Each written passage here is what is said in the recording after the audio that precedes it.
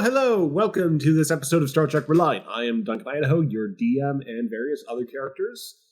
This evening and tonight, we've got our regular cast setting up for some shenanigans, miscellaneous adventures, and so on. So let's go ahead and get things started with our security officer, Chorog. I have been summoned. We've got our spaceman, DB Wells. Hello.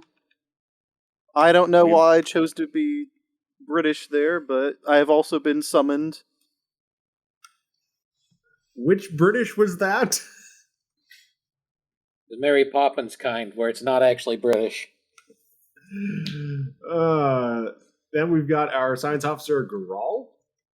Who dares summon the great and powerful Trudon? And our robot in progress, Kara Junrani, played by Darlin. Remember, always punch Nazis. They make the funniest noises. We've got our CMO, EXO, and acting captain, Eli O'Connor. You could have, done me last. Special reveal. This is my first time being back since my feet were broken. Oh, yeah. Because we didn't We've do got the last Eli one. back. Yeah. We got Eli back. The Navy didn't want me. My feet broke. And we've got our chief engineer, Rick Tier. I've been here the whole time. Yeah, little known fact, Rick never leaves. He's Hence- just always here. Hence, Kinda the creepy. lack of need for a summoning signal. I just see him sitting in here all day, all hours of the night. At least I have. At least Rick has LJ.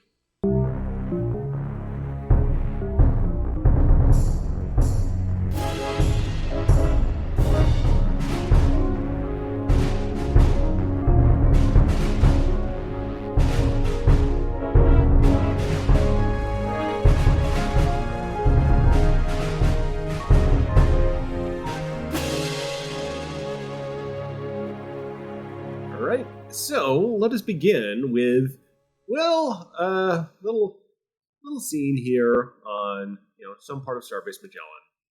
Sachijigoro is just kind of looking wistfully and says, there's just a lot going on, of course, all this stuff going on with Kara and her medical condition, and Graves and having multiple personalities, and just in general, I'm just trying to hold it together, maybe, not really complete myself just with everything I've been through. And, fortunately, there's not a whole lot I can do in terms of general, moving about. But this type of counseling session, this works out really well. And the camera shifts over to show Setsu Jigoro standing next to Zacius Havoc, who she has cornered in a hallway on Starbase Magellan. And he's just listening to her just sort of vent about things for at least 20 minutes. And he's just nodding along. I see. I am not certain I am the best person for you to talk to this about. The Romulan is visibly uncomfortable. Setsu nods and says, yeah, I know, but at least provides a little bit of context for, getting help for Kara and all that. And, just that's talking. And, even though you don't think you're the best person, at the very least it does, help. He looks at the hallway he's been cornered down. Let's see, down the hallway. Is anyone walking by there? Wink, wink. I suppose captive audiences do make the best listeners. Rick does sort of Hold on. I was Hold on. I was Yes. muted, God damn it. So we do have a thing planned right here. So Eli, take it away. Eli comes out of a nearby room holding a glass of drink. I don't know what drink right now. We'll decide later. And he's just walking. He's about to walk away. ZC's his only lifeline. Walking away. If I might suggest, madam, that is your ship's doctor, yes? Perhaps you should talk to him. Setsu turns, He says, "Oh, hey, Eli. Yeah. Got a minute?" Depends on what for. I'm having to take care of a lot of stuff since, I'm acting captain right now. Been very busy. Well, I was just getting Zacius prepped up to help Kara with some stuff for the Conclave, and I just got to talk. Speaking of which, our shuttle has arrived, and I really must be going to prepare. All right. Oh, thanks for talking. Madam, he bows to Eli. Captain. Walks off. Very grateful to be released. Feels good to hear that, Captain. Might not give it back. He says, joking. Setzel just pouts a little bit and says, "Graves will be back to our normal at some point." I mean, some point could be anywhere within, a couple days, couple weeks, to maybe a couple years. I don't say a couple years. He Couple started fighting with decades. it. He started fighting with himself. Oh. That's Yeah, I mean, while they were on Trident, Graves and the personality Alien, they got along just fine. But just hanging around, Kara's quarters watching TV, they started disagreeing on what to watch, and I think Alien's in timeout right now. Oh, so when they have a mission, they're good, but now that it's peace, they gotta live with each other, I suppose. Yeah, they gotta live with that. And Also, the name sounds familiar. Didn't I shoot a guy with a missile that was named? yeah, it's like an Ibby name. So Okay, so I'm still digging into that. Okay, so I'm just making sure it's not the same guy that I shot with a missile. Yeah, I also wanted to check on that the first, while we can, but yeah, I'm pretty sure it's not the same guy. All right. So, do you have any counseling appointments available? I'm not a counselor. I'm an actual doctor. I see. I didn't even say it like that. To all mental health specialists out there, you are real, medical personnel. He's a general practitioner, not a qualified psychologist. Yeah. I forgot Grumpy's character's name for the life of me. I've been gone so Waitley, thank you. Yeah, I'm sure Waitley has appointments available, or Grimnir, but... Well, Grimnir's, he's got his hands full right now, just renovating the bar, and I don't know, I always have nightmares after sessions with Waitley. You what? Yeah, like, just nightmares. Weirdest thing. Yeah, I've gotten other people tell me that before, too. Yeah, just probably fine. So, yeah, I'll see if there's anyone available on Magellan. Probably a good idea. I'm sorry that Wow. I'm kind of swamped with all this, paperwork. And right now, technically, I'm leaving all the medical stuff to get. He's sort of the CMO right now. Yeah, and... He's not happy about it. Yeah, and even if he had a degree in psychology, he probably wouldn't be in a great place for that. So, I'll just see what options I've Dead air. got. So, with that, we can basically shift over to Kara's preparations. There are no preparations actually to be made. At this point, Kara is actually at the shuttle bay, arm linked with Apathy and holding a cane with her other hand. If anyone wants to see her and come say goodbye, now would be the time. Rick Tier is sort of arrives with this small bouquet of flowers. I believe it is a tradition to supply those that are leaving and are in somewhat of a medical distress. And a bouquet is a reminder of them and as well wishes to speedy return. Kara nods, and Apathy just kind of takes the flowers for her, and she just says, I am not aware of any particular tradition like that, but I appreciate the thought either way. Thank you, Rick. Graves, at this point, enters the. They're in the shuttle bay, right? Yes, they are. Actually, behind them is a very sleek conclave shuttle which arrived the other day without a crew. It's entirely automated. So Graves walks in. He's wearing a casual jacket. Slips in and says, "Hey, Kara." Kara nods and says, "Well, I suppose you're not captain anymore. Hope you're doing all right, Graves." Yeah, it's all right. So, yeah, I just wanted to see you off because probably going to be a big change coming up here. So, hopefully everything turns out good, and yeah, we'll take care of all the caretaker nonsense. I imagine they'll have their work cut out for them. Kara looks around. Is Setsa present? Setsa is going to be coming in 3, 2, 1. She slinks into the shuttle bay. Kara, sees Setsa come in and just waves her over.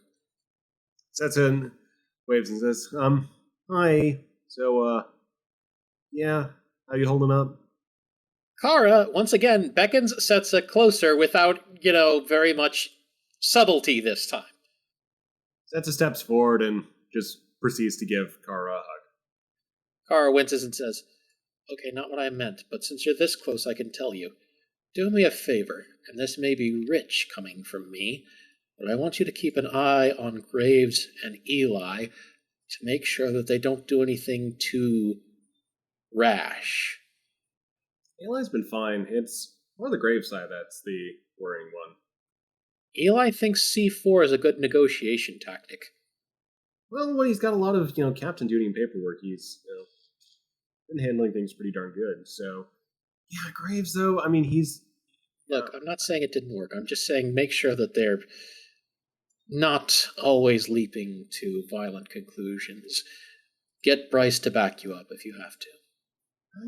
Yeah, no worries there. All right.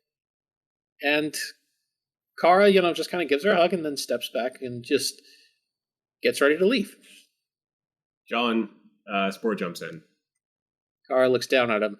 "Oh, hello, John." John holds out a small baseball bat. Kara blinks. I'm not sure. It's in case there's any problems and you need to whack it. And gotta be big and strong and to whack hard. So, want to get big and strong enough that you could, whack a Klingon with this. She blinks again. She doesn't have any free hands. Apathy doesn't have any free hands. Looking somewhat uncomfortable, Zacius moves forward and takes the bat and just says, thank you. John nods and proceeds to hug first Zacius' shins, just out of habit, and then Kara's shins. Kara winces again. Graves, at this point, just kind of moves in for a group hug. There will be more wincing. And at that, the group hug releases. Kara nods and says, "I hope you got that out of your system, because my bones are partly dust by now." Yeah, well, I think we're good, says Graves. Okay. Just hang in there and come back to us good. I wouldn't worry about that. Everyone take care. I'll be fine no matter what happens. It's you all I'm worried about. With a smile, she turns, and the three of them move up the ramp and into the conclave shuttle. And the doors close. And it takes off and flies out into space. And the shuttle bay, everyone's just sort of there, looking around, and Graves says, "All right, well, back at it. Not that, don't have much to do because I'm still off duty." Like Setsa says, "Yeah, well, on duty too. Is Ilium still in timeout?" Graves nods. Setsa says, "All right. Well, I don't know. Let's, grab something to eat." Graves shrugs, like, "Yeah, sure. Promenade's got some good stuff now." And at that, they head up with John and whoever else was there to the promenade. Yeah, as they're walking away, Rick joins them and says, "That was quite an impressive shuttle there. Too bad I wasn't able to learn more about it. Be fascinating to learn how the Concord were able to be so provide us such an automated shuttle. Yeah. Graves shrugs and says, I mean, probably get some more opportunities to study the Conclave. You know, Kara's going to have her procedure, but it's still a little matter I've got to attend to, so... when we can, I'm going to push Starfleet to send us out there. Conclave homeworld and have a look around, maybe establish some official diplomatic relations. As you all leave the shuttle bay, you see Daniel making his way towards the shuttle bay, holding a to-go container with something in it. And when he sees you guys all leaving, he just says, "Wait, did they already leave?" Yeah, they already left. Oh well. We could send John if you need to, deliver anything to Kara. I was just gonna give them some soup. John, do you think we should give them some soup? John nods enthusiastically. Checkers is behind John. Kind of soup. Matzo ball. Matzo ball pizza. It's a good one. No. He hands the soup off to John. Checkers is running off. He's gonna go make matzo ball pizza. John was gonna slowly look to Checkers and start slowly turning to hand him the soup. Checkers is running off. It actually exists. At that, John Spore jumps to the Conclave shuttle to quickly deliver off some soup. He is told thanks. John returns and says, they said thanks. Daniel shouts back as he chases after Checkers. Good to hear. Why is he running after Checkers? He's just... Graves calls, you're not going to stop him. Daniel just... upon hearing that, Daniel just kind of stops at the end of the hallway, and instead of turning the corner, he just kind of sighs and walks back to the group. Best to let nature take its course. That's the problem. It's not natural. It'll be fine. Come on, let's get some food. Unless you've already eaten. I could eat. I just made the soup, so I still got a bunch back in my room, but I haven't actually eaten any yet. All right, well, yeah, let's go to the promenade, and with that, the group heads to the promenade. Quickly checking in, Grawl, what are you up to? Grow is probably in therapy right now. I didn't think about this. I don't know why Grawl would need to be in therapy. He totally did not eat a guy. He didn't. We're very firm on that point. It did not happen. Yes, totally did not happen. I'm not gonna lie to you, Eli wouldn't lie. He'd tell him. I'm sorry. I mean, he had to face it directly, but at any rate, though, the main group, though, is, they're heading up. Go get some food. Graves puts out a general, message on comms, or the sort of the group chat for senior officers that they're going to go to the inventory, nice club that's been built on the promenade of Starbase Magellan. Graves, not being the best at communication, has also accidentally sent the email to several people not on the senior staff. He gets a reply from Merton that just says, "Sorry, working." Graves replies, and he doesn't really realize his mistake. He just figures Merton's on the group chat and says, "Yeah, all right, not a problem. We can pick you up something if you want." I don't know. I think it'll be fine. Setzer replies with a pink heart. And Burton goes back to work in the shuttle bay, inventorying some stuff because Decor told him to. Stack the stuff in the shuttle bay. And when an 8-foot-tall rock lady tells you to do something, you do it. So, with that, you've got the assortment shuttles in there, the Starfleet variety, and the Noski variety as well. Chorog, what have you been up to? Chorog has been busying himself in his quarters. He's sorting things out, getting himself settled in. He was he's in the middle of sorting out a couple of different crates when his private communicator sounds. There's an incoming message. He stops, looks at the message, and just drops everything in it, what he's doing. It's from at this point, former comrade in his pirate clan requesting a meeting with urgent information. Information that Chorog, he knows what this is. And it's something he's been dreading. I sincerely hope that at least he wasn't holding the box of explosives when that call came. No, it's just a big box of knives. Chorog hastily assembles his bag, grabs his Tegalar off the shelf, and just with all due haste heads for the shuttle bay. Once he gets there, he sees Urton doing some maintenance and just absolutely just rushes past him, doesn't even say much to him, and just books it for his shuttle. Well, that's mighty unusual. Urton just kind of waddles along after him. Chorog is so laser focused on what he's doing, he doesn't even notice Urton follow him aboard the shuttle. Chorog takes a seat and makes immediate preparations for departure. Urton doesn't say anything. He just he sits down behind Chorog. Chorog preps his shuttle and just hightails it out of the shuttle bay. Did he get permission to do that first? Probably not, right? No. Okay, so basically at this point there's also an alert that goes out across Magellan Station that says, "Alert! Unauthorized shuttle launch! Alert! Security teams to shuttle bay!" John goes, "Ooh!" and Spore jumps like immediately away, halfway through ordering his hamburger lunch. The clerk just kind of looks down, looks at everybody else, and just looks back. "Manager! I don't know what to do." John appears in the shuttle bay. There is one shuttle missing. There is Chorog shuttle missing. Is this also going on Reliant, like the alert?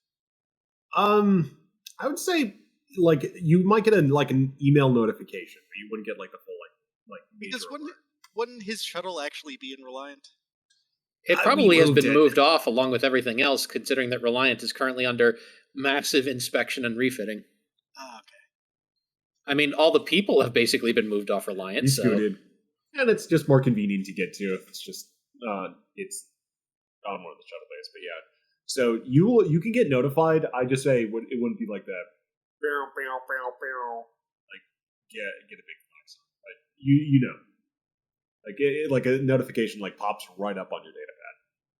Oh, I got this weird push notification. Once clear, the shuttle bay, Chorog tells your computer, set course for Drozana Station, maximum warp. From behind them, there's just a voice. "What's at Drozana Station?" Chorog just about jumps out of his seat and jerks his head around. "Urton, what are you doing here?" And at this point, the shuttle on autopilot flies through the transwarp gateway near Starbase Magellan, and is now quite a bit further towards the Alpha Quadrant near Drozana Station. I don't know, you were running along and it was kind of weird, so I thought maybe I'd just go see what was up. And then it turns out we were leaving and now we're doing something. Well, thing is, I'm meeting a guy on Drozana Station, and I'll be honest with you, Urton, I don't foresee myself coming back from this. Wow, getting a new job, huh? I'll tell you what's going on, but keep it yourself, huh? I got a message from a former member of my clan. He has information for me about what's been going on in the clan, and if it's what I think it is, I'm going to tribunal, and I may not come back from that. Well, gosh, you really probably should have told somebody so they could come help. The shuttle drifts in the inky blackness of space by itself. This isn't something I ask for help on. This is something I have to take care of myself. But seeing as you're here, you'll be my backup should things go south. Oh, I hope it doesn't get violent then. But hey, no man is an island and all that. This is Tribunal. It's going to get violent. Maybe I'll just wait for you here then. The shuttle's computer alerts indicating they are nearing Drozana Station. So yeah, I'll just kind of wait here and if you don't come back after a while, I'll come find out what happened.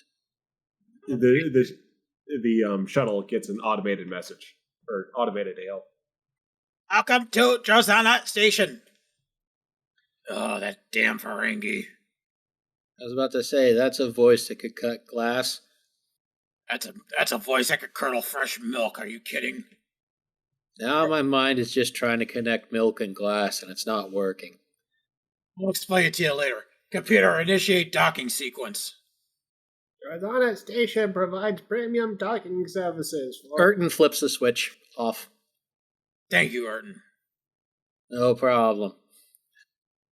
The shuttle slows to a stop as the docking clamps attached to the shuttle. Urton, stay here. I shouldn't be long. Okay. Burton looks around, and given that this is Chorog shuttle, just finds a pistol from somewhere and grabs that just in case. I'm not really the violent type, but, just in case. Wise precaution. Drozana Station is just scum central in this quadrant. Got it. Shoot first, ask questions later. Chorog leaves his shuttle and boards Drozana Station and heads to the central bar hub. So while you're doing that, let's cut back to Starbase Magellan. Eli, a shuttle has been stolen from Magellan. Do you interrupt your workflow? Well, yeah, may as well go check on it. Especially seeing the push notification on my thing and seeing it was Chorog's. So you go down, you head out for Reliant, take a stroll, go down to Turbolift, take another short stroll, and arrive in the main shuttle bay of Starbase Magellan. You see John, scrabbling around the deck, basically looking like a little bloodhound. He's sniffing. What's you smelling for, John? I'm smelling for clues. Clues, huh? Well, what kind of clues have you found so far? I found oil, and this smells like a little bit of a scorch mark, and someone may have dropped a kebab here. There's a sound of heavy thudding footsteps coming up behind the both of them. Eli turns to see who the footsteps belong to. You have to look up a bit, but then you see Decor's rocky face, and she just says, "That was the Nausicaan shuttle that Chorog had." Yep, I heard. Well, I wasn't sure if you knew which shuttle had been taken. No, I got a notification. See, it's this little push one. Anyway. So... I thought it might help your... And she looks at John. Investigation. Do I need a magnifying glass? I think, John, it might be easier to scan for his, his warp signature. Try to estimate the trajectory. I think I go to talk to traffic control, see what he's up there.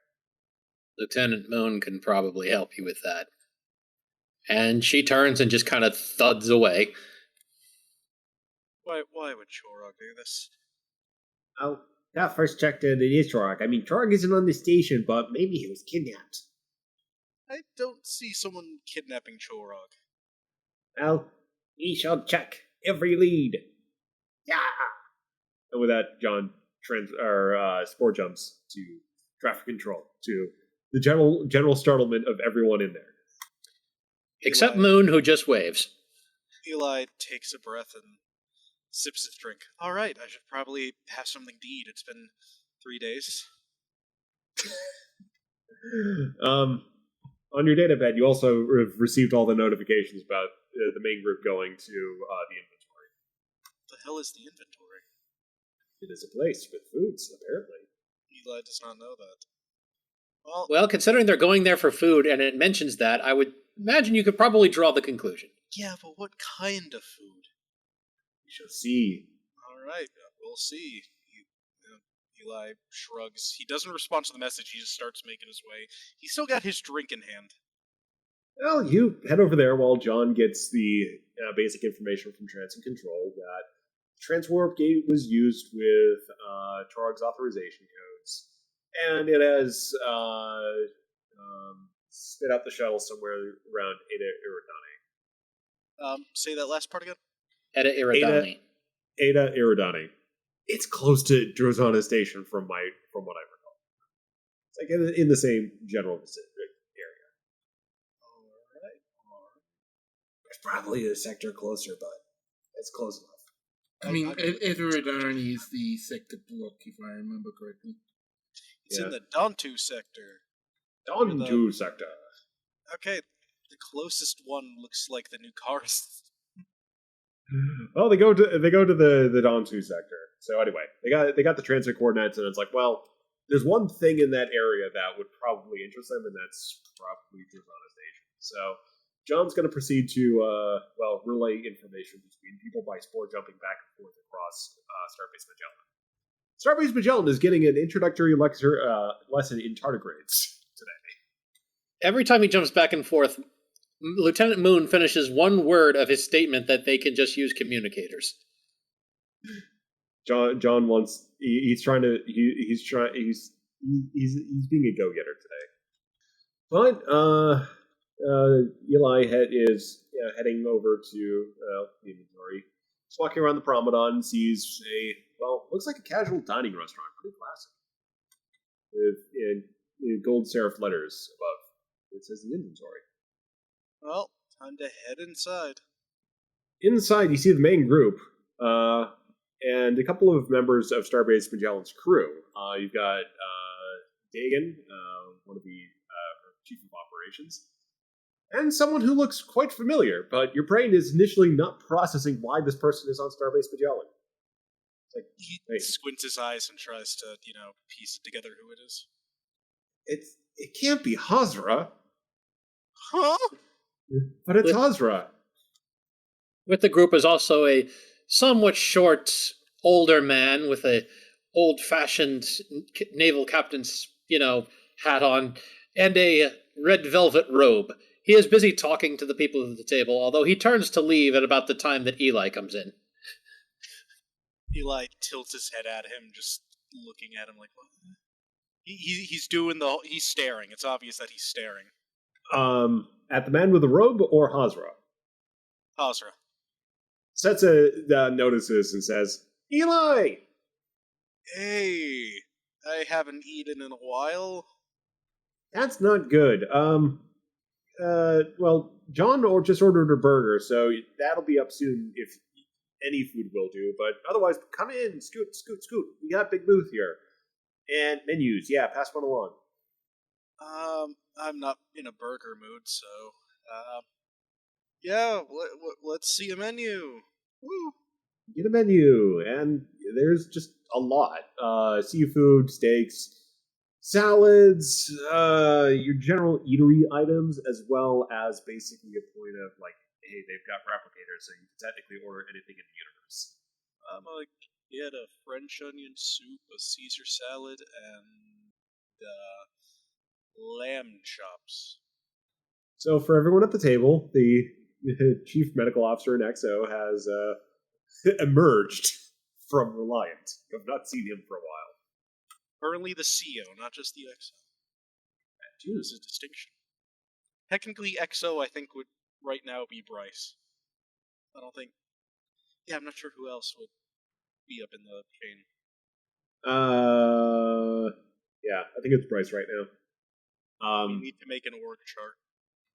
Yeah, need to do an updated org chart. But once we set off again, might add some new NPCs too. So, at any rate, though, Daniel and Rick, are you still with the group?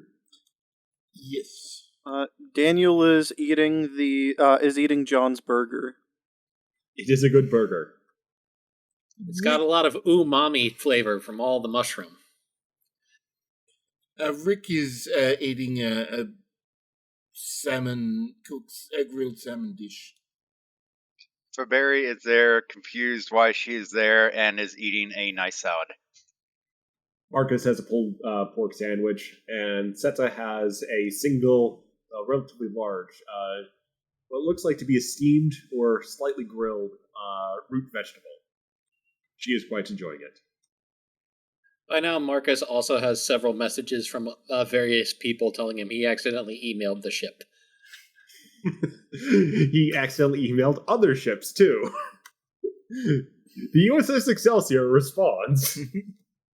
It's like Reply All, but worse. USS Excelsior, we're busy on Bajor. Can't be at Deep Space Nine right now. That's still a thing that we never resolved. Yeah, it's been on hold. We'll get to it. But yeah, so Eli, you're with the group. I'm with the group. You're with the group. Setsa looks to you and says, this is Lieutenant Commander Dagan, and, of course, you know Hazra. Hazra is the, Chief Medical Officer on Starbase Magellan. I thought he was like a barbecue guy. Hazra says, I can do both. Oh, certainly I can do both. Preferably, not at the same time. Like, a man can multitask. Okay. He just has, he's enjoying himself. He just has a grin and says, but I am very much looking forward to this opportunity to compare notes with a master cyberneticist such as yourself. Yes. Even though, my best piece of work has been summarily taken off its owner. Speaking of that, would you happen to have any DNA samples from Kara Junrani? I'm not at liberty to hand those out without her express written consent. I'll take that as a yes. Setsa says, she kind of ran out of DNA, so some samples would be good. But we'll talk to her when she gets back about it. Yeah, she has to... Wait, what do you mean she ran out of DNA? Huh? The cellular degradation that was currently plaguing Miss Kara Junrani and was causing an extremely accelerated form of aging was caused because her cells could no longer divide. Every scrap of DNA in her entire body had been wiped clean and removed. Kind of like a red blood cell, except all the cells. That's fucking horrifying. Yeah. Yes, nanotechnology can do that. That's why, Kara's gone off to the Conclave, because they'll be able to help her out. Yeah, they're gonna need some DNA then. Yeah. But you can't hand it out without her express permission. I'll get John on it. Not to worry. John at that point spore jumps and is just blinks as he is sitting in Daniel's lap, looking at his burger. Daniel takes another bite. John looks to Daniel. You have good taste. John takes a French fry and then spore jumps back away. Hazra just looks around, smiling, and says, I love it here. I'm glad you do. And briefly before we take our break, let us jump back to Chorog. Chorog strolls onto the promenade at Drozana. Kind of looks around. It'd been a while since he'd been there, but the place never changes. There's a very annoying Ferengi behind the bar, trying to serve people Comet cocktails. The lights flicker blue for a minute. Oh, I just know some things never change. Chorog walks up to the bar, and the Ferengi bartender tries to sell him a Comet cocktail.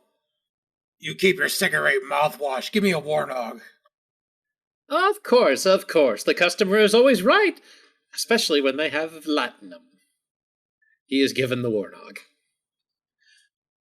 Chorog takes a sip of the warnog and spies someone walking towards him in the distance. He knows who this is. Rock. Wonder how long it take you to find me here. Well, it's not like you don't stand out in a crowd. You know why I called you here, don't you? I have my suspicions. Tribunal, right? Yeah, tribunal. We know what you've been up to. Time to face the music, are you? Your loyalty is under question, Chorog. My loyalty to my clan has never wavered. I was sent to the Federation on an officer exchange program. Hassel sent me there, you know that. Hassel's not here to protect you anymore. He's retired. He's gone out to parts unknown. There's new leadership in the clan, and it's time you answered for what you're doing. Bowman, you want me to face tribunal? I'll face tribunal. I thought you'd say that. Here's coordinates where it's gonna be. Don't be late. I won't be late. Chorog pounds the warnog down and promptly smashes Karak over the head with a bottle and storms off. As he does that, the Ferengi looks down at the man now lying on the floor and says, "That'll be an extra 2 slips for cleaning services." And I will also throw in here, someone else is standing over at the bar and just notices this entire event. And he's got a pretty good idea of, well, what was said, and potentially may have gotten a look at the coordinates. Who is it, though? I don't know, it looks like a man with pointy ears. Oh, okay, I see what you're doing. I thought you were doing something for a second. It's like, okay. No, I'm slipping something in for you. Because there's a problem. We need a ship. So he might come in really here. Chorog storms off to his shuttle, boards it. Actually, when he opens the door, there's a gun pointing at him, and Erton immediately realizes, oh, it's you. He puts the gun down. Buckle in, Erton. We're heading off to tribunal. Okay. And Erton goes over and this time sits in the co-pilot seat. All right, and before that takes off, I do want to give the character at the bar an opportunity to react. I don't know what to say. Okay. Well, we just got a man with pointy ears who might be peripherally, aware of the situation here. So we may come to that now. We may come to that in due time. We shall see. But I mean, someone may have entered the fray, or may not have. Nevertheless, Go ahead. The shuttle begins to take off, and you've got the destination coordinates, and you're free to proceed to that rendezvous destination. And I'd say with that, it's pretty much probably a good time to take a quick 5 to 10 minute break.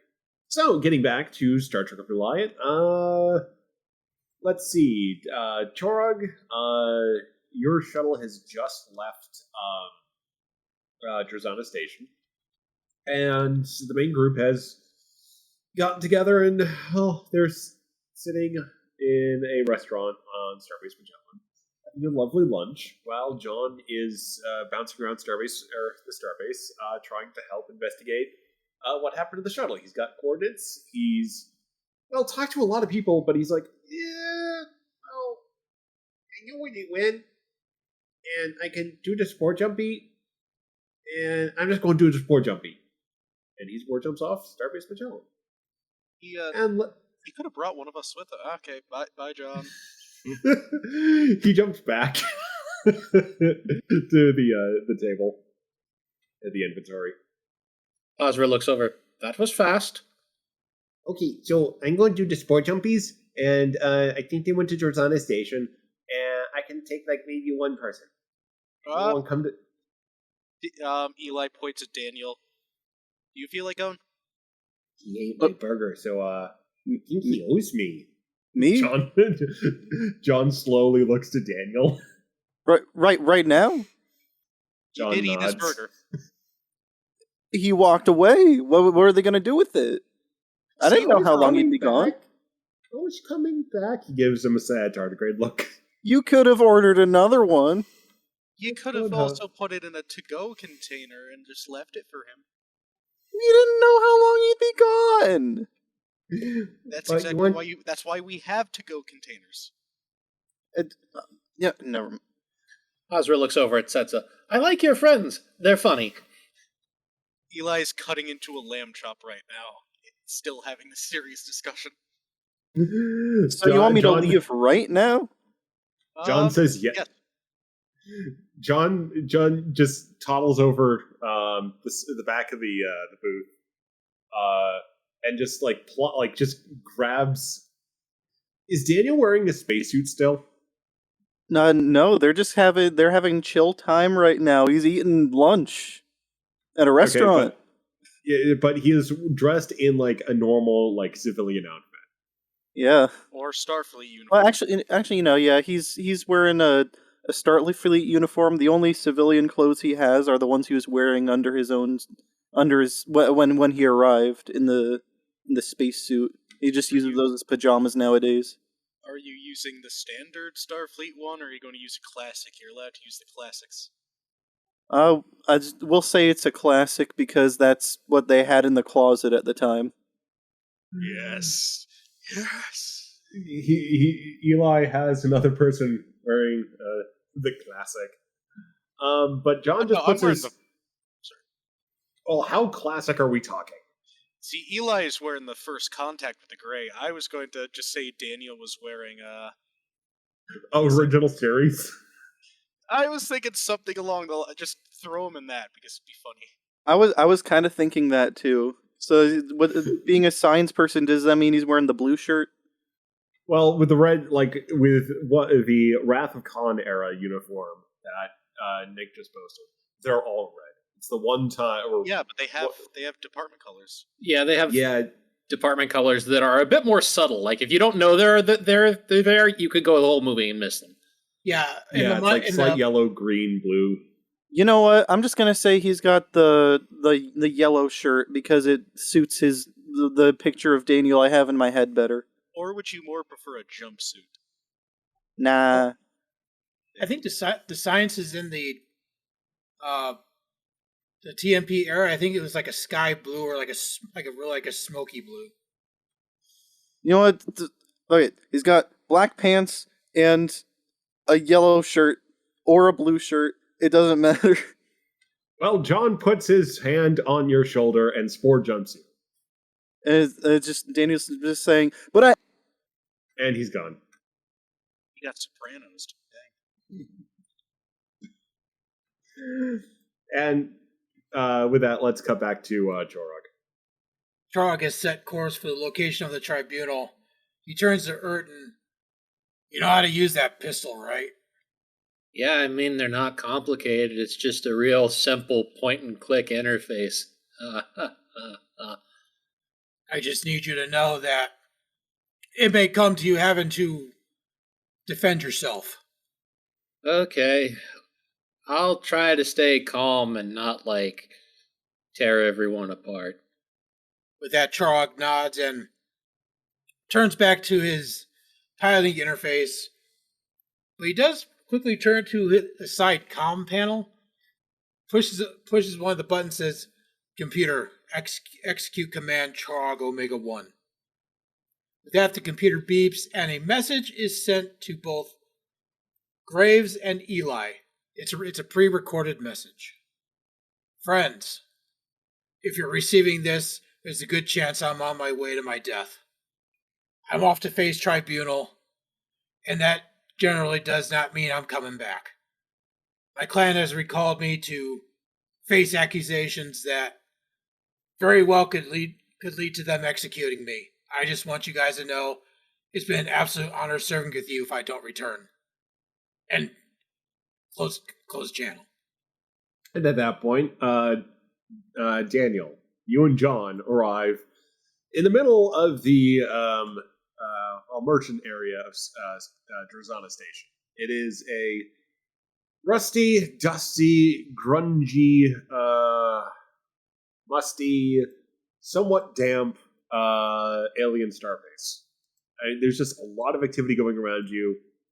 Merchants pushing huge stacks of cargo, traders shouting at each other trying to put in rifle bid orders, some shouting about low-buy crystals and whether or not they're worth anything, some saying yes, they're worth everything, other people saying they're worth nothing, and other people saying that, what, have they reinvented human Bitcoin? But yeah, you're now just standing in the middle of this area with John at your feet. To know if that's such a good... Oh, we're here already. John says, "Yes, no, we got to see if anyone's seeing the NAS again." Did everyone really think it was the best idea to send the person who has the least experience being in the world of this time alone with you? I mean, you could learn the most. Alright, let's find a bar. So, John nods and they waddle over to the bar, to the Ferengi and the regular clientele at the bar. John is busy climbing his way up the bar while the Ferengi looks to Daniel and Chorog. Do you want to take the Ferengi again? I was the Ferengi last time, but Okay. Well, you were both the Ferengi. yeah, either way. Yeah, I'll let Kara do the Ferengi. I'm not sure my voice can handle it again. So where exactly did they jump in eyesight of this Ferengi? No, they didn't spore jump in eyesight of the Ferengi. Okay. They just walked over.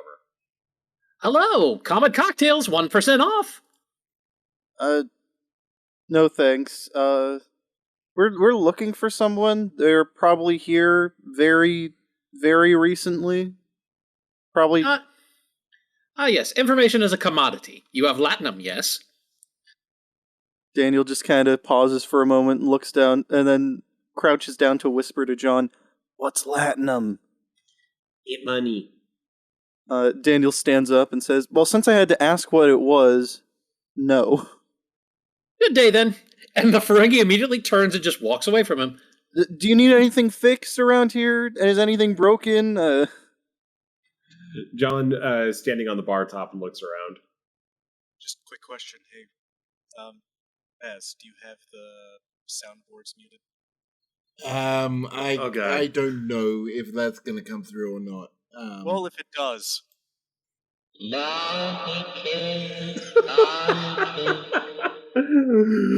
got Bonniekin. Just echoes through the Bonniekin. station. In case that didn't come through. That did come through. Excellent. But so John is looking around, is there a mercenary at the bar with pointed ears still? Yeah, he's still at the bar.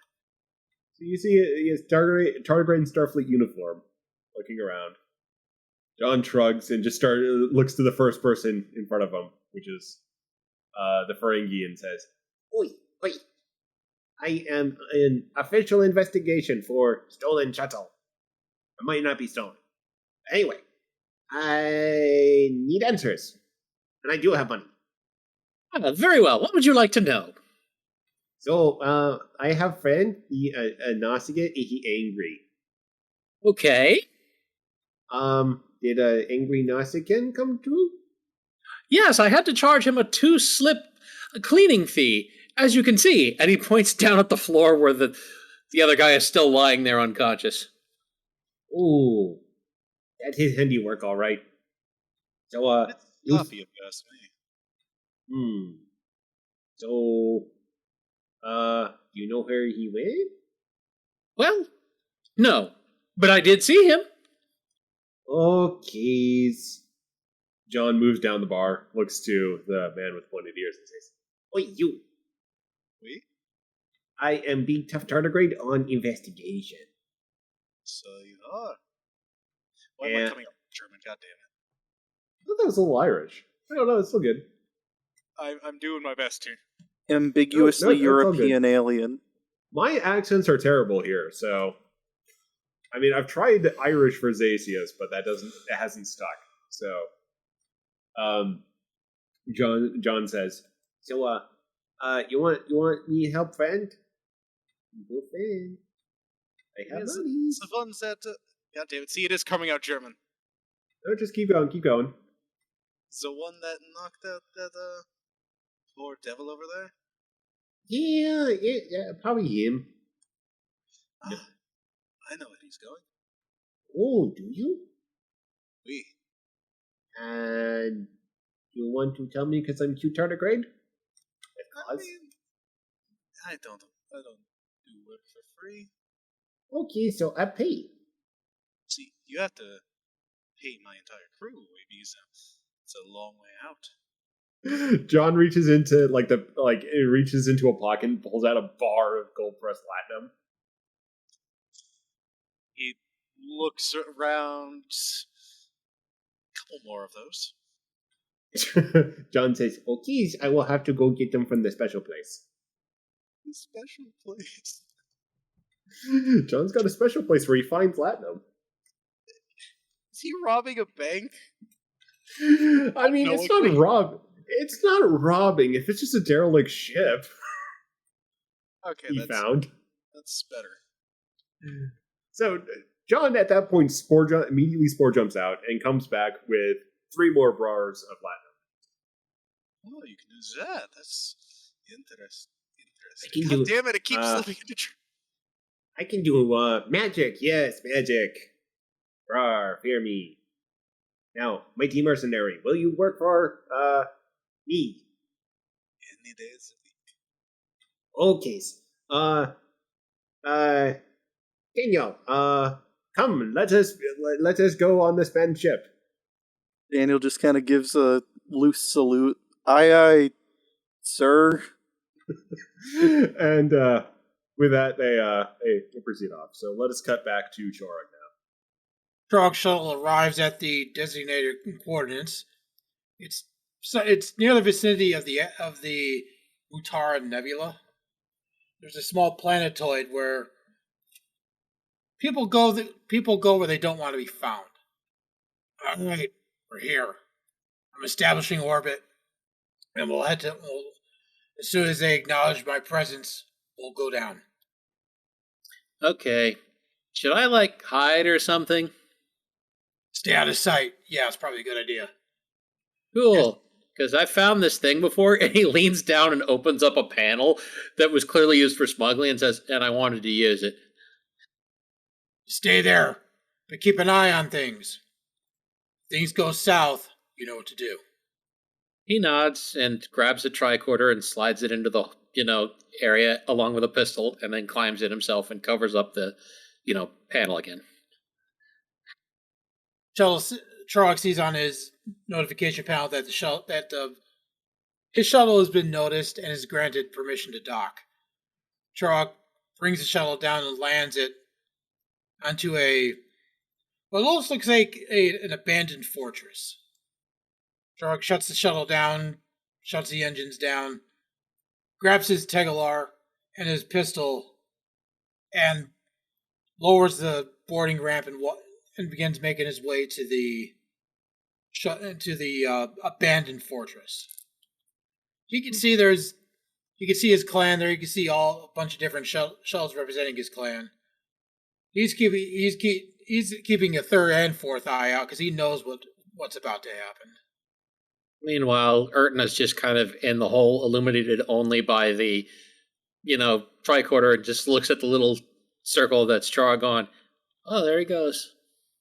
Chorog walks through the fortress and is greeted, and his entire clan is assembled. Standing at the head of the clan is a guy Chorog thought he'd never see again. Guy that was trouble for him when he was in the clan, and now this guy's going to be even more troubled now that he's officially no longer a part of the clan. This guy's name is Grimpa.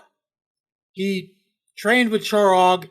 He was in rank under Chorog when he was with Hassel. But now it looks like Grimpa has pulled some kind of a coup and has taken over the clan. Now that Hassel has taken off for parts unknown. Grimpa, I see you slunk your way to the top of things. Only took Hassel to leave for you to take command. Can't say I'm overly surprised. Who are you to talk to me like that, you piece of slime? You're a traitor. You work with the Federation. We've seen you. We've seen the reports. You were there to gather intel and nothing more. You're nothing more than a vile traitor. That's why you're here. I did what Hassel told me to do. He sent me there for training. And that's exactly what I did. I undertook training. I trained how to be a better officer. I trained how to be more of a command officer. I just happen to get along with these people. Don't think I don't know how to kick your ass, because I still know how to kick your ass. I kicked your ass before back in the trials, and I'll kick your ass right here, right now. I'd like to see you try. I'm the head of the clan now. This is my clan, and I'm kicking you out of it. You have no place in this clan. Chorog goes to put his hand on his Tegalar, and all the other clan They all train their weapons on him. I've known each and every one of you since we were trainers. Since we were younglings. You're gonna back this piece of slime. Another Noskin speaks up. He pays. We follow him now. I should have expected that. From a bunch of slime balls like you, I knew you guys were slime. Hell, I was slime. But I've grown better now. To be fair, they sound more like a bunch of Ferengi. He's doing his best. No, I meant Like wanting payment. they care about money. Well, they're pirates. Well, yes. But if that's all you care about, then there's not much difference between a pirate and a Ferengi. Chorog pulls out his Tegalar, tosses it to the ground, and says, I wash my hands of a lot of you. I'm done with this clan. You all deserve Grimpa. As Chorog turns to walk away, he sees Grimpa charge him out the corner of his eye. Chorog manages to turn and makes a wild swing and just absolutely decks Grimpa, knocking him flat to the floor. You'll pay for that! Not as much as you're about to pay for it.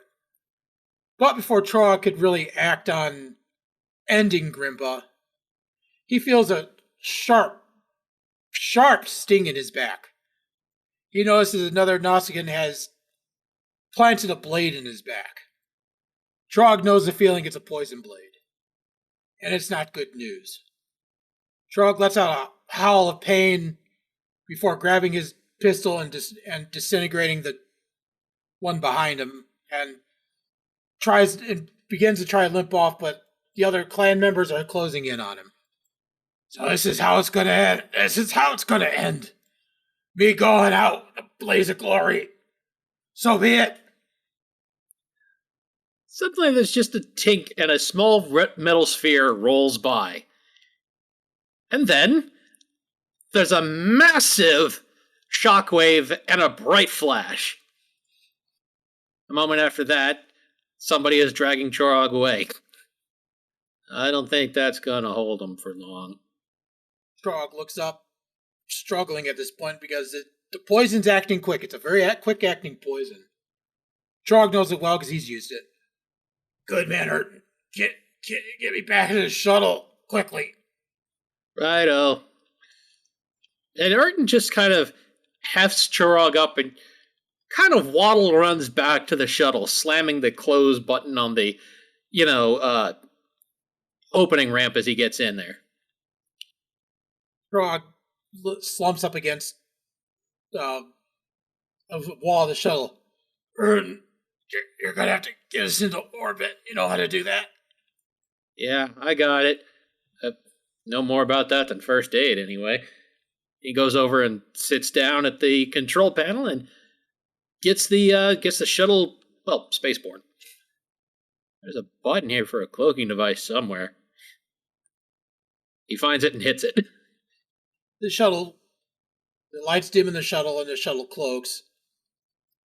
But that doesn't exactly seem to deter the others. There's multiple ships coming in, including two heavy warships, fastly closing on their position.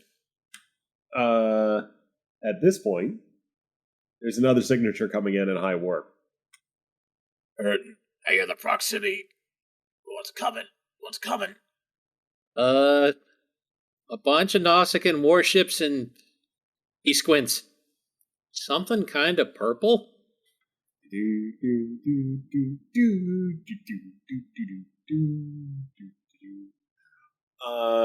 Let's cut over to that ship. Actually, real quick, I just want to say, Urton looks over. Hey, Chorog, what's a Hosnock? It is going to be that ship. Hosnock, I used to command one. It's a heavy warship. At this point, Chorog is floating in and out of consciousness. The poison's doing its job. Chorog doesn't expect to live in the next 5 minutes. Oh, well, they can handle that. I should find something to do with first aid. And he goes over and just bangs on the computer. Hey, I do. On the panel next to the pilot seat, there's a hypo in there. Give it to me. Burton goes over and he just starts pulling off panels all over the place across that section of the shuttlecraft looking for the hypo. It's taken him a bit, though. So Scene scene shift over to the incoming starship. The mercenary, have you given your name to John? Je m'appelle Kaden Bernadotte. At your service. So, Kaden, you are in command of your vessel. You're coming into the target destination. Oh, I thought you were being John for a second. It's like, wow, John got, real eloquent. No, just doing a scene thing for you. So, setting up the scene. I mean, mirror universe. Like, if we go for an alternate universe, John, or John, like, while people are under like the influence of something, he'll sound like that, but not tonight.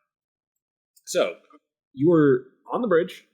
You're coming in hot, and you see a bunch of vessels mobilizing towards a shuttle that matches the description. Oh no, they don't see the shuttle. Yeah. I was gonna say it's cloaks. It looks like they're coming at us. Oh god. Okay, so there's just a bunch of ships mobilizing. And you have, well, a powerful warship and a strange magic man. I see. Those are not your friends, correct? No, these are not friends. I should say these opposite of friends. The other ship should be coming soon. Open fire. Yay! You can have another. He's not wearing one of those. He's wearing a slouch hat.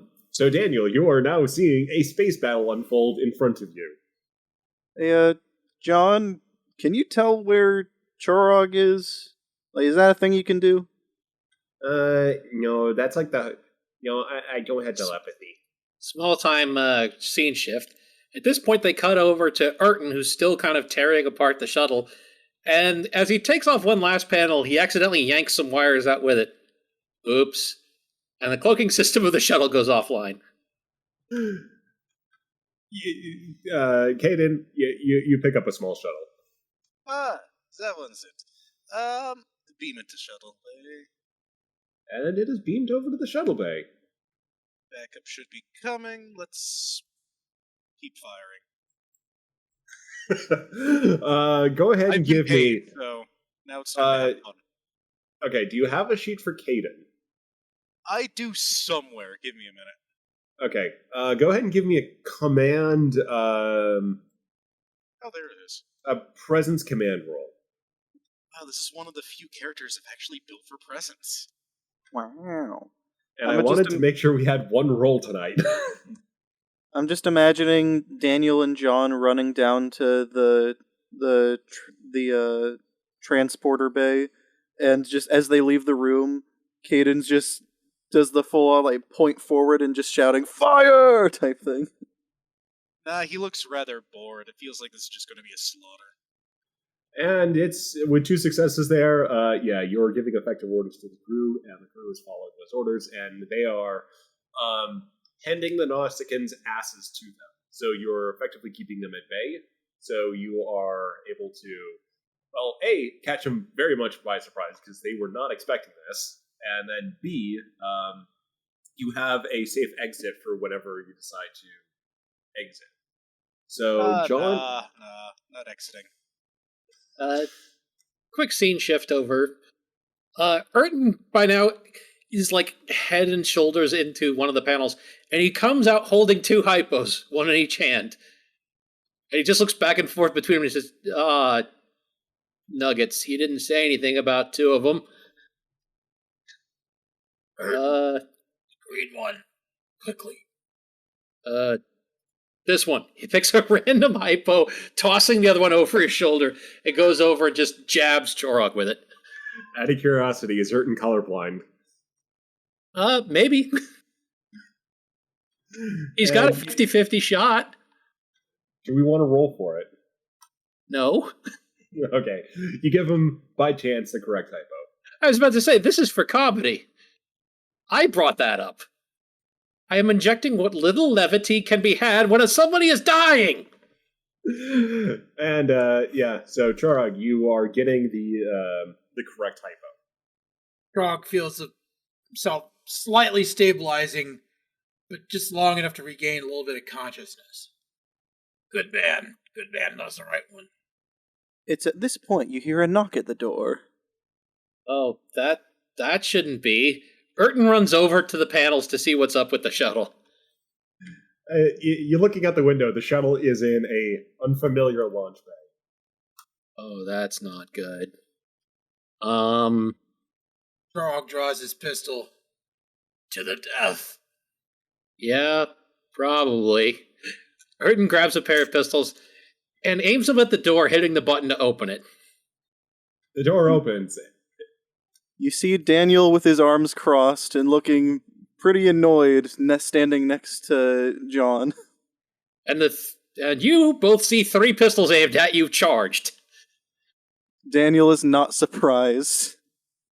Chorog gathers what little strength he has, gets up to exit the shuttle, sees Daniel there, like, oh, you're a sight for sore eyes, before collapsing and just falling, basically rolling down the ramp and landing at a heap in Daniel's feet. Urton runs over to try and help Chorog. He's like, you really, you're not even the right color right now. Yeah, and Chorog looks up at Daniel and says, medical bay, quickly, poison, I'm dying. What happened? Daniel motions people over who are in the bay. Well, first Chorog got a message, and then he ran by really fast, and it was in the shuttle bay, and I thought that was odd. So I followed him and got in the shuttle. Since no one's interrupting him, he's just going to keep telling the story at about that pace. John, at this point, runs quickly over and says, I know, excellent doctors. I get him to safety. And John grabs Chorog with 2 hands. He pulls up, goes to activate a spore jump, and fizzles. This is what you get for running around all day. John's like, that hasn't happened before. It's because, his mushroom burger was eaten. He didn't get his refill of spores. Yeah, I was gonna say. You did this, like, Daniel. John's like, we need to get him to the medical bay here. And Urton just kind of goes down and sort of hefts Chorog up over his shoulder and says, okay, so where is that? At this point, the people that Daniel was trying to wave over arrived right as Urton picks Chorog up. And when Urton asks that, they just point in a direction. Urton just turns and walks in that direction. And soon you're in the medical bay of Hayden Chip. I never thought of a doctor. We can do this option. I'm a doctor. Any species, it doesn't matter. You know what? At this point... Oh, right, doctor. At this point, there's a bright flash, and 4 baby tardigrades arrive, all holding on to Hazra, who sets down an old-timey medical bag and says, ah, yes. He looks over at Chorog. You're not the right color. Whoa, you can't just... Here, have some barbecue. And he holds out a to-go container to the other doctor and then walks past him to get to Chorog. Daniel just like, wait, what? How'd you know? How'd they know where? Ah, never mind. Chorog it reaches around, pulls the blade out of his back, hands it to Hazra and says, poison blade, quick acting. Not gonna last much longer. Looks over at Urton. You've been a good friend. I just want you to know that before I go. And with that, Chorog just passes out. And at this point, Hazra gets straight to work doing medicine. And the man's able to work some minor miracles, as... Caden, are you still in battle? Yeah. He's just going to wipe them up. Wipe them out, wipe them up, whatever. The other ship dropped out of orbit. It's a... For the record, Hazra just got 3 successes working on Chorog. Because it's Hazra. What's that supposed to mean? Nothing. He's really Hazra's good at just the a clown job. character. I know. He's really good when it comes to medicine. It's his serious side. Well, that and his blends of herbs and spices. The man has 2 17s. They're in medicine and cooking. Yeah, it's either these guys are all getting wiped out, or they're going to retreat. So They it's are really gonna up to be- Chorog what they're going to do. Battle to the death, or run away to fight another day. Can't make money when you're dead, is my vote. Eli got the message. Yeah, so Chorog, the pirates that were attempting to capture the shuttle, are they just going to basically be booking it? It should be noted that there has been a second warship that has arrived and is now supporting the Husnock warship. Orion Black They're- light deck assault carrier. They're going to exercise the better part of valor and live to fight another day and run away. Logical. They're exercising the Sir Robin school of fighting. Well, I mean, Sir Robin lived a long time until he was a dumbass. Brave Sir Robin. And at that, we cut back to Starbase Magellan, and Graves looks at his data pad and just says, "Oh," as he receives Chorog's message. You said he's still at the inventory with them? Yeah, they're still at the inventory. Yeah, you got that too? You got that message too? Yeah, it's just coming in.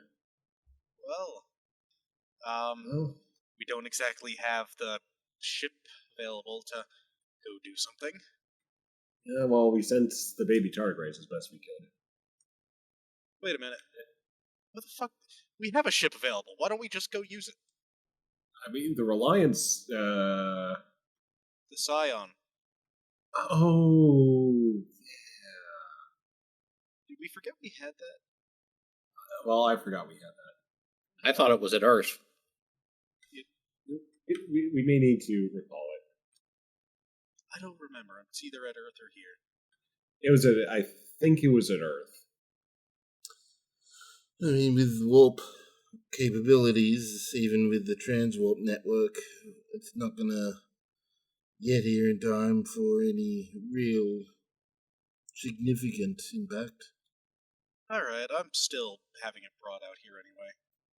Yeah, good to have on hand. So, yeah, we'll have to see to this when they get it here. So yeah, this is how it feels to just be powerless, huh? Yeah, pretty much. I've been denied 3 times by the Starfleet Corps of Engineers to go onto the Reliant and just keep an eye on what they're doing, see what specifications, what things is going on, how they're affecting the LJ's network in the engineering, but no, we're on break. It's a Starfleet Corps of Engineer thing. They're not allowing us on until it's completed. Wait a minute. Did anybody warn them about the bees? Yeah, like that was one of the things. We tried to get the Okay. bees out, but they went back, and the bees have basically got their own little section of Jeffries tubes right now. Yes, we Smash cut to the Jeffries tubes, where there's several armored security people with shields holding their ground against wave attacks by bees. They're I doing thought- the bee thing where it's like they're trying to cover them and just like cook them. They're just covered in bees. Today didn't have to end in bees. So at this point, Chorog in sickbay. Caden at this point is follow John's directions, and they're heading back to Starbase Magellan. And you are kind of coming to in sickbay. Hazra's face floats in division. Hazra, what are you doing here? Oh, good. Let me check something. He goes over and he smacks your chest really hard. He says, "Does that hurt?" Chorog balls his fist, asserts himself, punches Hazra square in the face. Did that hurt? Hazra falls to the ground and just holds up an arm and says, "I think he's alive." What am I doing? What am I doing here? Lying on a bed. Hazra gets up, dusts himself off. John has left Daniel in charge of keeping an eye on Chorog. Daniel is sitting in a chair, sleeping in the corner. The mercenary enters the medical bay. So this is the one that you hired us to save. Chorog looks up at the mercenary. Who are you? Je m'appelle Kaden Bernadette. This guy talks funny. I get that a lot. I mean, I've gotten it too. Chorog thinks for a minute.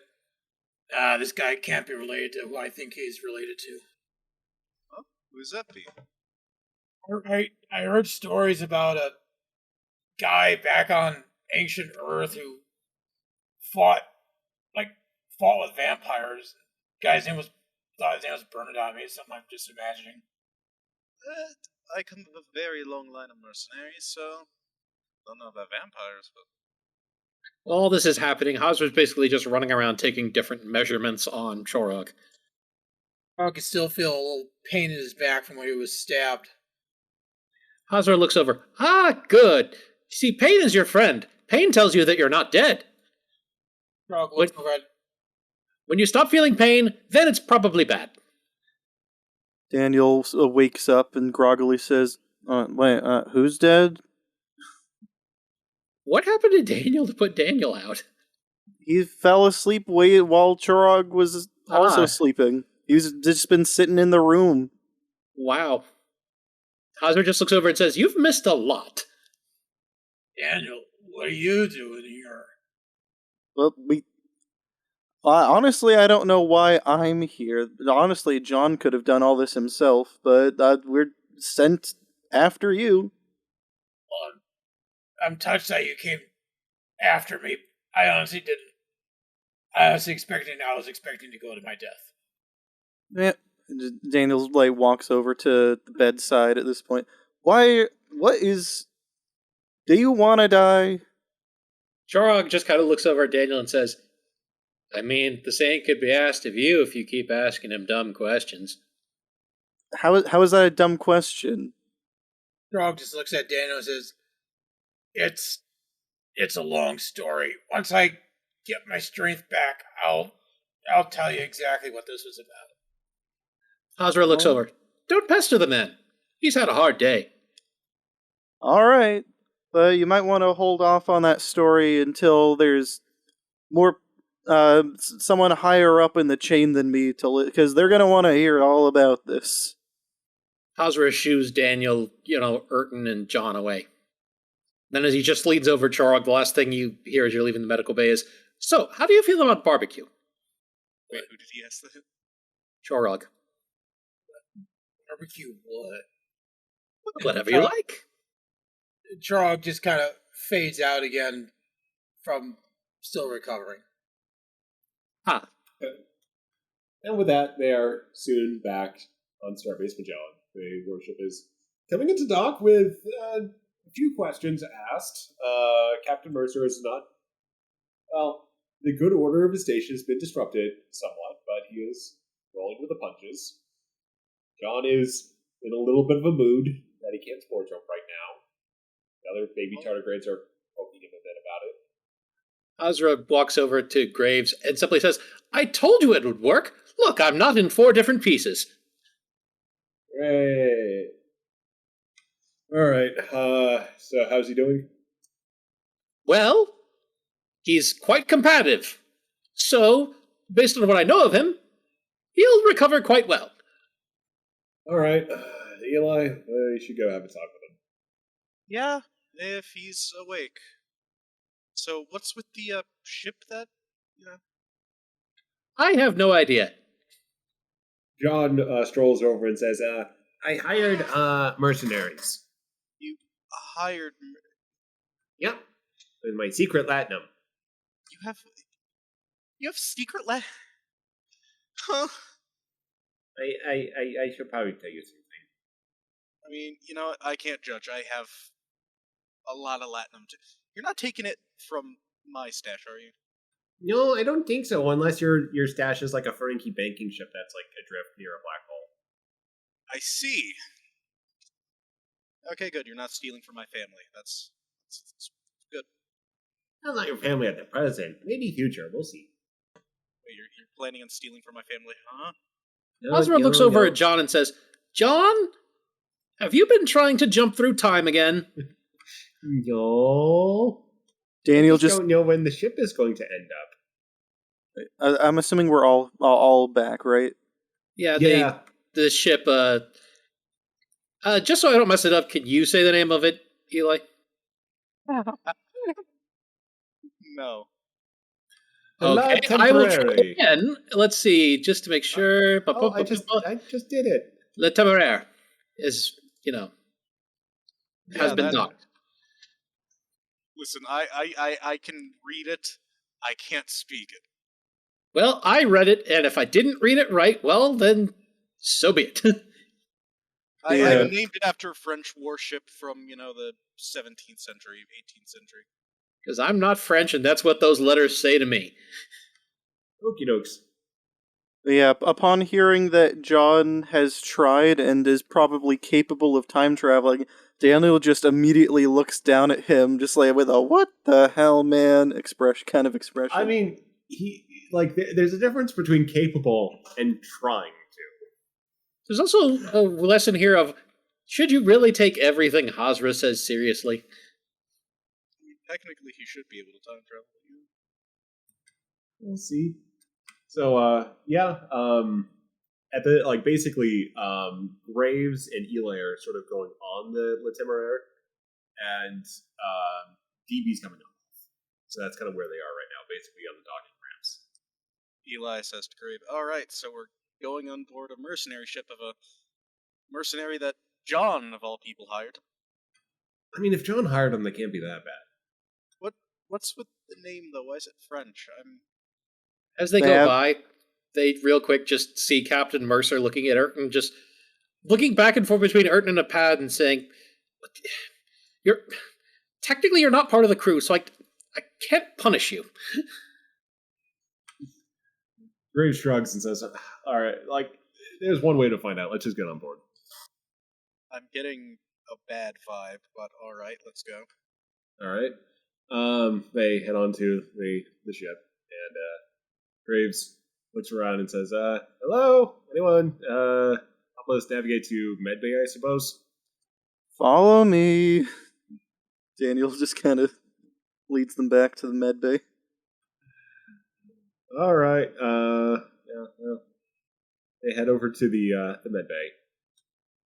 I've been in 2 rooms on this ship. I should at least know where those are. So they're in medbay. Is Caden still there? Yep, he is. He's just leaning against the wall.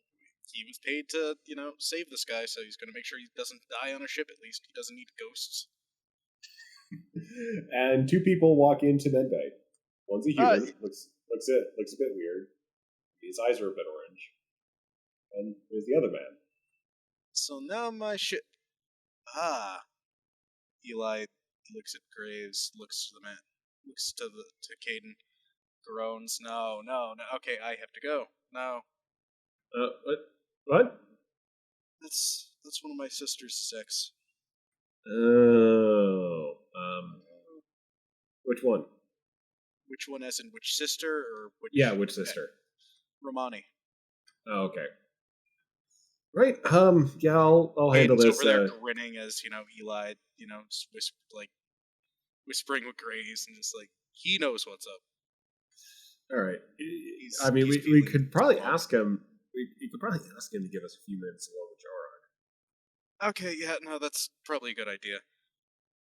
All right. You ask him. I'm going to be over by Chorog. Hey, Captain. I'm Marcus Graves. I work for Starfleet, I suppose. And can we have a couple minutes with a friend here? Of course. I've been compensated well enough. Right. John paid you actual money, correct? A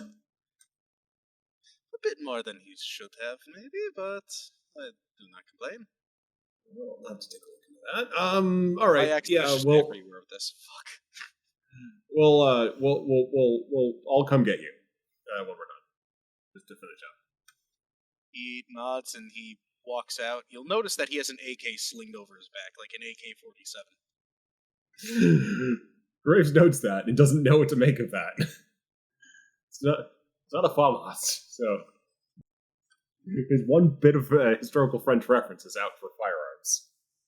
So, yeah, he looks over to Chorog and says, all right, it's just he'll eye me right now.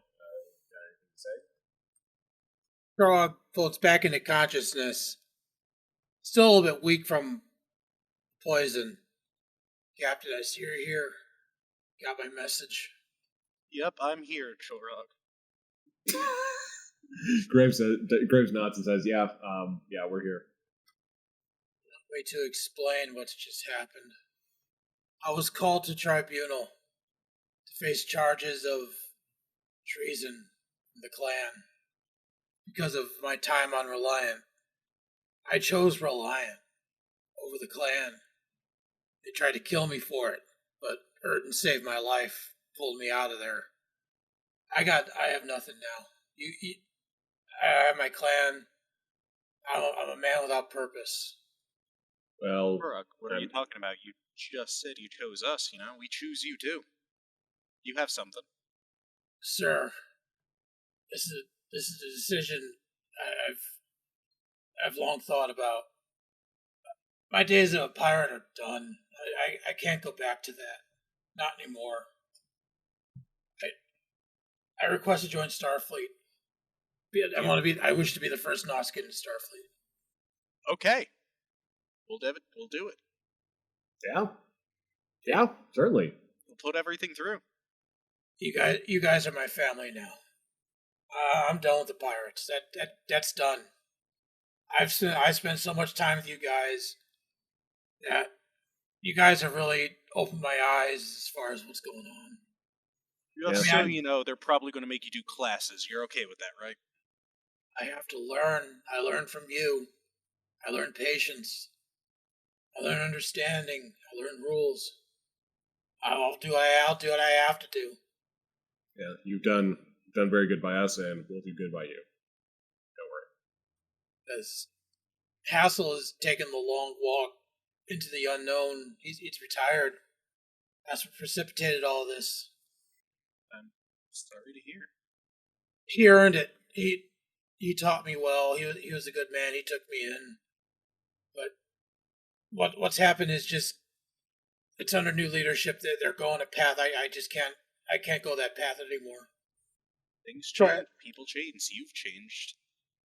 Chorog coughs a little bit, and I'll talk more once I get more of my strength back. I'm still drained from the poison.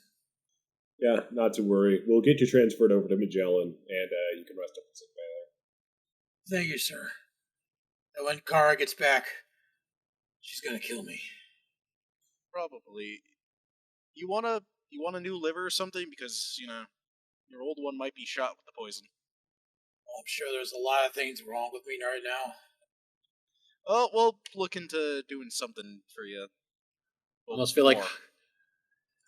Meanwhile, back at the biolab, Hazra is busy growing a liver. Smarty looks up. Why you need that? Well, Chorog might want a replacement. And if he doesn't, well, then liver barbecue. Party tardigrade. Party tardigrade just cries out, "Yay, liver party! Can we wear his hat?" Eli, meanwhile, is like, I can make a cybernetic liver. Cyber liver. Sliver. Liver? No, Eli's thinking that, not saying it.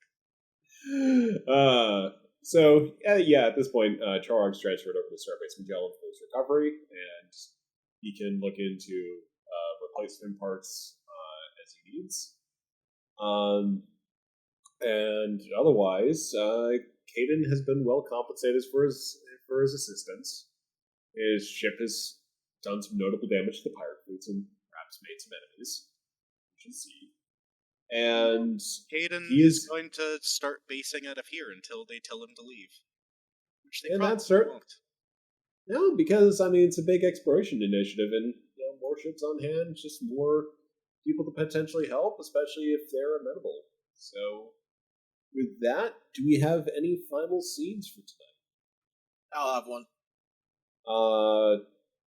Let's see. Rick, have you put in any specific requests with the Starfleet Corps of Engineers? Yes. So you put in many requests. Many requests. So at this point, you get a communication message. Or an incoming comm signal. This is Rick Tim. Oh, hello there. I understand that you're having some problems with the Starfleet Corps of Engineers. Yes, who is this? This is Admiral Alphonse A. Ross. I believe I can be of some assistance with you, with getting the Reliant back to your desired specifications. I just want to be in there knowing what they're doing to my ship. Yes, I shall have a talk with their Admiralty, and I will see that you are in there post-haste. This seems to... Is there some kind of, thing you want, apart from that? Well, at this time, I will be, working on transferring over to the Alliance Exploration Initiative, as it is coming to be known. For now, I just want the Reliant back in operational condition, so we may be able to go on some adventures. Rick is definitely going to roll some insight here. Go ahead and roll some insight. One success and a complication. Ooh. Oh, you were it can't he introduced himself as Admiral Ross, but I mean, it's probably the guy from the Dominion, like the legendary hero, probably back out of retirement. So you were thrilled with this admiral coming on to the Alliance Exploration Initiative. I guess the complication is he doesn't remember him from Risa. Well, he doesn't think it's Captain Ross.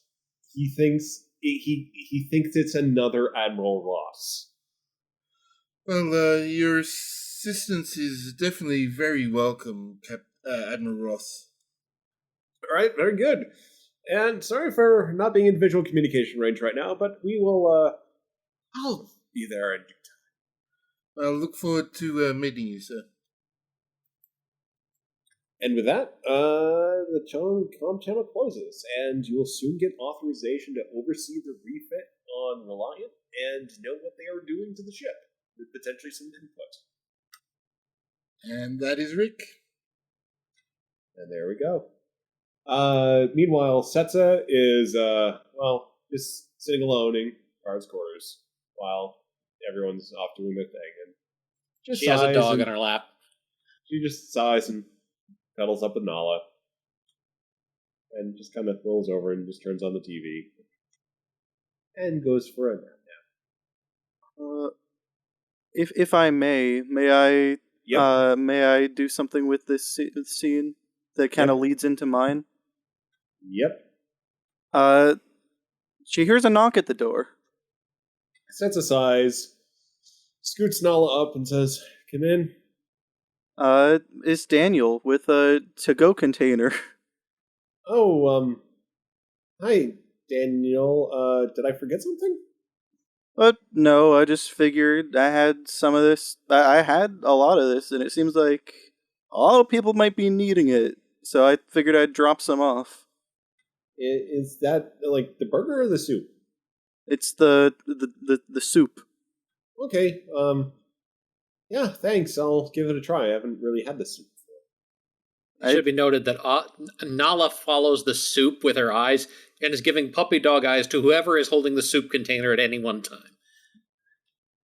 Setsa is going to give a bowl of soup for Nala. She will share the soup. 50-50. It always make that. My mom always made it when I was feeling down. It always seemed to help, no matter what it was. So. Yeah.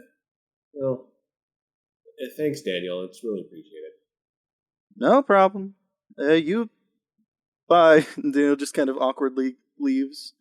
Setsa also awkwardly just waves and smiles and begins to share the soup with Nala. And then it cuts over to the medical bay. Just a shot of, Chorog sleeping in bed. And on a bedside table is another to-go container with a spoon and a note that says, "A little bit of old earth panacea, ya damn leathery scallywag." He's cranky, he's violent, but he's our boy. And I believe that's it for the night. No, I I had had one more thing. I wanted to finish up. Yeah, the so last. we've got 2 more scenes. So Nick and then Chorog to finish this off. Mine would be whenever Chorog is done healing, so just like funny little scene. Like if you have something more serious first, by all means. Chorog awakens in the medical bay. He's feeling a little bit better. He sees the bowl of hot something on the table next to him. Yeah, smells towards it. It smells pretty good. Not sure if his stomach can handle it, but he's going to try it. But first, he reaches over to the other side where he sees where his coat is. He reaches over to his coat, rips the pirate emblem off the sleeve, and hurls it across the medical bay. One final act of that life. He then picks up the soup and tries it. This isn't half bad. Wonder what it is. As he continues to gulp down the soup. Is that the end of your scene? That's the end of my scene. Tag, you're it. Alright, because my scene is going to involve you, so. Whenever Chorog is able to be well and ready, since he's officially going to be joining Starfleet, he's been given orders to attend a class. Is he going to go? Of course Chorog's going to go. He looks at he sees the pad flashing on down the table next to him, looks at him. Well, looks like my first official lesson. I'll be there. Alright, he enters the room on Magellan that they're using for this. Ryuji is there already, just sitting there, just gives Chorog a nod up. There's a few other miscellaneous enlistees. And hey, guess who the teacher is? Oh, Do you know where I'm going at this? No. Checker's right. No. I thought when Duncan gasped, I thought he got what I was going for. I have a guess. I don't think it's correct. What is it? What's your guess? Eli, because he's got command training. No, John. John. Yeah, this is Introduction into Starfleet. Introduction to Starfleet, taught by John T. Tardigrade. Yes. Erton is there and he just waves, "Hello, Mr. Tardigrade. I'm here for class." John is wearing a sweater. Hello, welcome to class. And I know it's a big day, and it can be a little scary on big days, but don't worry. We're going to have fun. We're going to learn a lot, and we'll make you really good Starfleet officers. He takes a batleth out of it, or off his back, and just sort of sets it on the front desk without really mentioning anything about the batleth. But he just sets that down and says, "Okay, so we're going to do a little round table sharing exercise, and then we'll get to sort of our first lecture for today, and it will be good. And things are going to be recorded, but yeah, so just focus on learnings and making the most of the opportunity." When John puts the batleth on the table, Ryuji puts his, katana on the table, just sitting there with his arms crossed afterwards. Or no, he's got a Nodachi. He's a big boy. But yeah, he took it as a sign, like, all right, we put our weapons on the table. And with that, they will have class. And I think that does us for this evening. Thank you so much for joining us, and we'll be back in a couple of weeks with more adventures with the crew of the Reliant, the Alliance Exploration Initiative, and the world of Star Trek Online. And again, our email is reliant@starbaseucc.com if you have any questions, queries, and other material. And I'd like to also give, because it's his last week at Cryptic right now, but special hugs to Ambassador Nikale and the rest of the Cryptic team for their years of doing us really good. So special thanks to them, and we'll be seeing everyone in the galaxy. Also, quick little shout out. Special birthday today. Happy birthday, Edwin Hubble, the astronomer man. Telescope man, hell yeah. Happy birthday to Edwin Hubble, who helped discover expansion of the universe through redshifts and blue shifts. With that, good night, everyone. Bye-bye. Good night. Night. I'm sorry I'm bad with accents. No, it was good.